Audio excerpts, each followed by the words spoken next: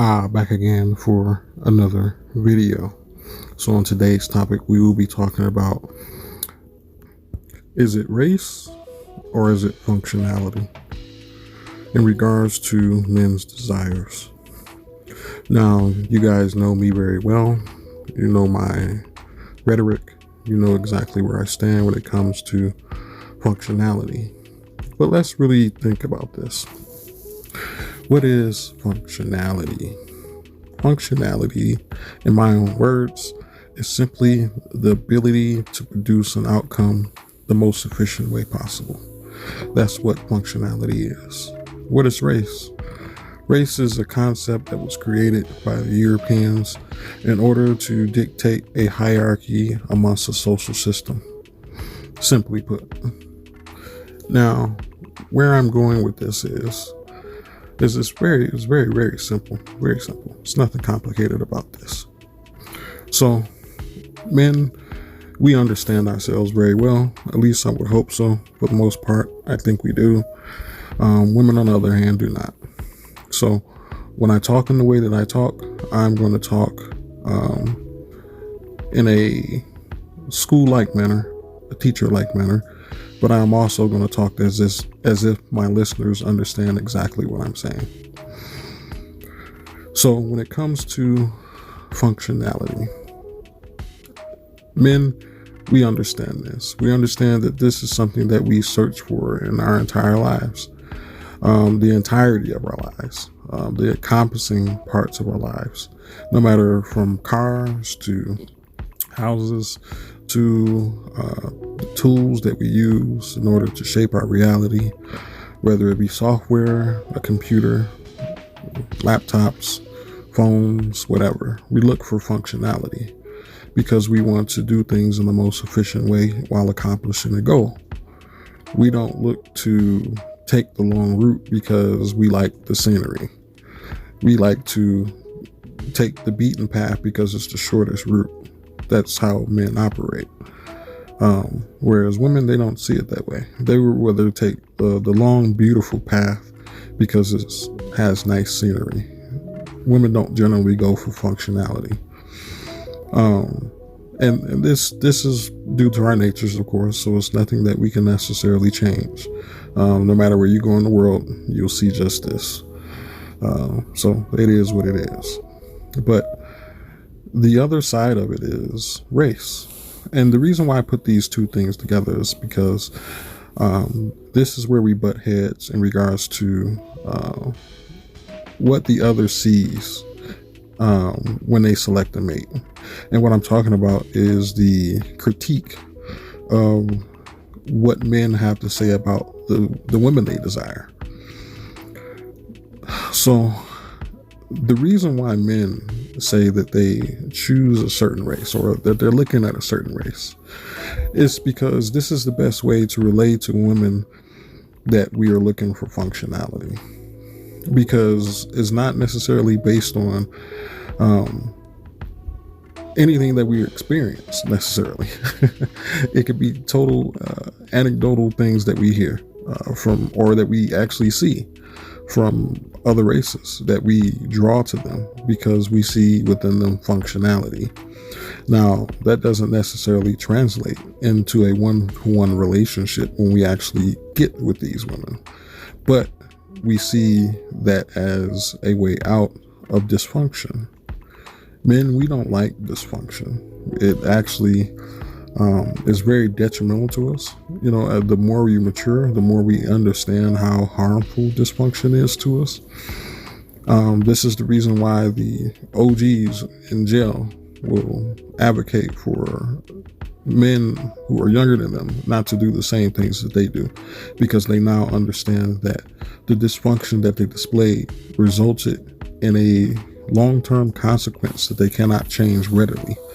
And now that they have sobered up off of dysfunction, they realize what a detriment it is to their lives and the entirety of it. It will forever be a stain on them. So we talk to our men. You know, even now I have conversations with my children and I tell them the things that I tell them. I don't tell them this because I'm a parent. I tell them this because I love them. That's why. This is something that I would tell anybody that I love. The things that I tell my children, and of course the people that I love as well. But nonetheless, back to the topic. Women don't tend to see that men choose mates out of functionality. They think that we choose them out of a social hierarchy, because women are very much beings that work off projection. I'm sure men definitely understand this, but women don't seem to generally understand that the way you think isn't the way everyone else thinks. And I think it would be a betterment to a woman's understanding of the world for her to objectively look at things rather than subjectively and apply a subjective projection onto the world. Not everyone thinks like you. But to the topic again. Women tend to apply the way they see the world to everyone. And women think in the realm of social hierarchy, because women are easily imprinted with a male's reality. That's just how it goes. No matter where you go in this world, you rarely see women who are pushing against the status quo that men have created. Sure, we see it here, with feminism, etc., but the larger reaching things, women won't touch those things. They are trying to, and they are accomplishing in some things, but the larger structures, they're not even touching those. And the reason why women project in the way they do and see things the way they do is because it's literally stemming from their nature and their biology, in my opinion. I'm not a sociologist, but I can make a good correlation based on the things that I understand. And what I understand is that women like validation. And in order to have validation, you have to have a collective to get validation from, whether it be one person or hundreds of thousands of people. It doesn't matter. Women look for that validation, and women are the closest ones to be slaves to validation. So they will go along with the status quo of what things are. This is the reason why women nest and don't or don't go against the environment, because it's all biological, in my opinion. There are some things that definitely point to that, but it's not definitive, of course. Once again, this is just a correlative thought that I'm coming up with and explaining to you. But women, they tend to look for this validation, and in this validation, like I said, once again, they will go along with what the status quo is. And the status quo is taking the long route because of the nice scenery. Because men, we don't engage in the social hierarchy as much as women do. So we don't have a large say or a dictatorship in the social hierarchy of women. But if we're going off of the template that I just laid out about social acceptance, most women generally like the long, pretty route, and they don't care about the functionality of things. So when you run across a woman and you try to explain to her why you're dating or you pick a certain type of woman, no matter what you say, for the most part, no matter what you say, she is going to pick out the subjective, projective part of what she understands. She's going to completely bypass the functionality and what you're trying to accomplish. Why? Because she's been socially groomed and she has socially accepted the status quo. Because she has to, according to her own desire to be validated by the overreaching society.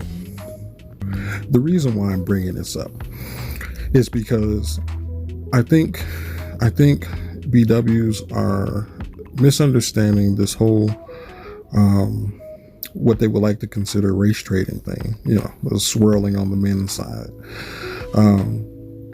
The reason why, and I'm pretty sure a lot of men have said this to BWs, but I'm here to say it again. The reason why a lot of these men are choosing other women is because they don't see the functionality in their own women. And this stems from a lot of points. So most men, they make a deductive and critical assessment of what their environment is and the history that they have with a certain type of woman. It's okay. So no matter what type of person you are, and I've seen this happen with even with women, where they have had really poor experiences with certain types of men, certain races of men, and they have vowed to never be with those people again. Anyone who looks like them, anyone who resembles them, anyone who talks like them, walks like them, whatever, if it resembles them in any kind of way, they are completely turned off from those types of people, no matter if that person is an actual good person or not. They will not deal with them. I've seen this several times, and I'm pretty sure that there are many women who can attest to this very thing that I'm saying. But there are some women who actually draw to this. That's who draw to the people who are objectively cause the dysfunction in their lives. Sometimes they draw to those, but that's on the lower end. I would say, if I had to call it in percentage, it's probably about 30 to 40% of the time that happens. But the majority of women, they're going to become reclusive against those types of people who cause that type of thing in their lives. And nobody has a problem with that. Nobody says, oh, you should give these people a chance. This person is not like that. If they said, look, I have a problem with purple guys because I was sexually assaulted by a purple guy when I was a child, and I have severe aversions to dealing with purple men. No one's going to complain about that. No one's going to complain if a woman said, I spent, 10 years married to a purple man, and he beat me majority of those years. And, that's kind of sullied my view of purple men. No one's going to argue that. So why is it? And this is based on the spectrum that women understand reality in, because it's not a pretty root anymore. This isn't even talking about functionality, because that purple man could have been providing everything that she needed. It's just that he had problems. He had those issues that he displayed in the relationship, and that relation that he had to that woman. So we're not even considering functionality here. I'm going about it in the way that women see things. They see the pretty route, and that's the long way they take. And there's nothing wrong with that. We need that. But nonetheless, this is the spectrum that women see things through. So when a woman says that she does not want to deal with a certain type of man because he represents a trauma in her life, even though she may have not met that man before, just because of his, proximity, maybe she's not even grew up in the same area, but if he has any familiarity to the person who caused the trauma in her life, and she said that she didn't want to deal with that man because of that, no one's going to say she's a bad person because of it. Nobody's going to say that. But the problem is that women aren't applying that same notion to the way men choose the women when they say, look, I don't want to deal with BWs anymore because I've had really bad experiences with them. You know what they're saying is, oh, that's just that one. But you never know what that man has been through. You never know if he was physically abused, emotionally abused. You never know if this woman, put a gun to his head, or, women are just as capable of violence as men are. They're just as capable of creating dysfunctions in men's lives, just as much as men are. So why is it that women are so dismissive of a man's stance to take the pretty route? But even still, he is doing this for a reason. And more than likely, like I said, it's because he is going about it in the functionality route of things. Because once again, men don't like dysfunction. So we go about things in a functional way. That's the way we do things. And abuse and all these other types of abuses are dysfunctional behaviors. So we objectively see those things and we avoid them. It's just that we don't do it for the same specific reasons that women do it.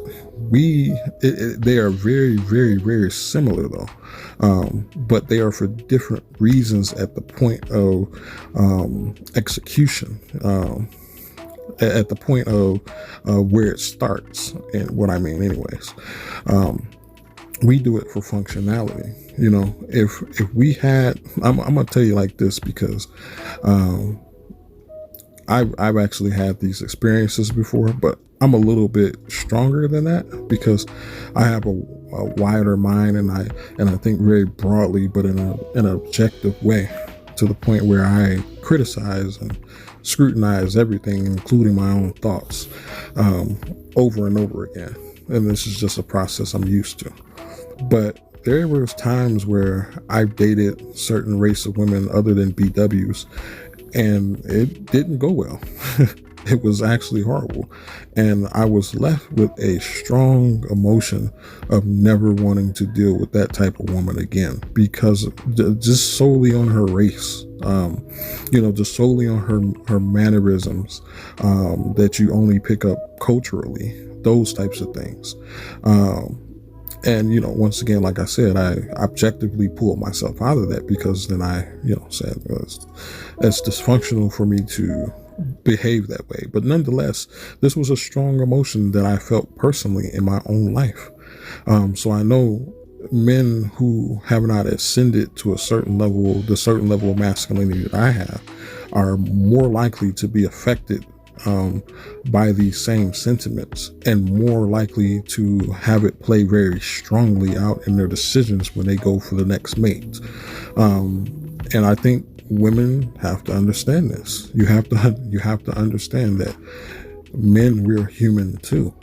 We have emotions, we have feelings, we have goals, likes, desires, we love, we hate. We do all these things just the same as women. It's just that we see things through a different spectrum of why we are trying to accomplish what we are trying to accomplish. And I think it's very important for a woman to understand that if a man selects a certain type of woman, it's because more than likely it has nothing to do with his desire of attraction. I'm gonna tell you this right now, for the most part, because we're men. And we're non-monogamous at that. What I mean by non-monogamous is we will find multiple women attractive and they will look nothing alike. So you can't necessarily say that we like one type of woman when we probably dated more than one type of woman. That would make you look like a fool. But nonetheless, we look for functionality, and anything that represented the opposite, the antithesis of functionality, we stay the hell away from. We now have an aversion to that.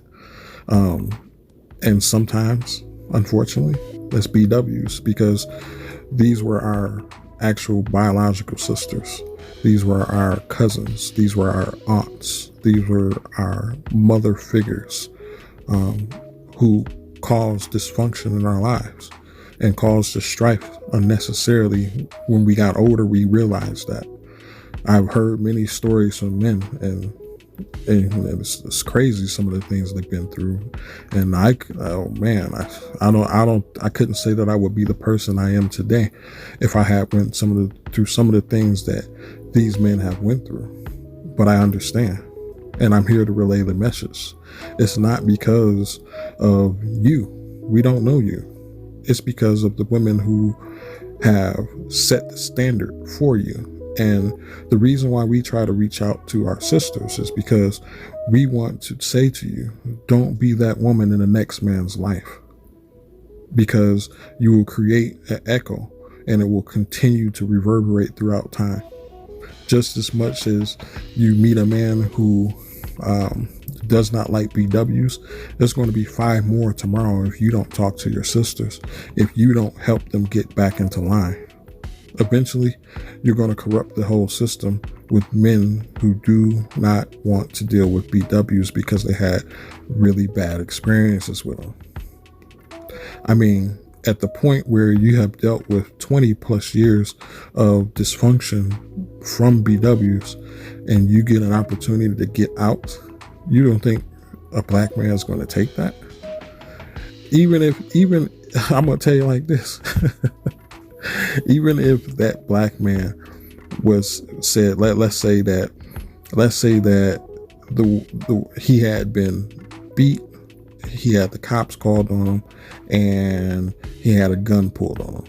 If somebody offered him, hey, I know you've been through a hard time, but I'll only call the cops on you, he probably gonna take it. Especially if she look decent.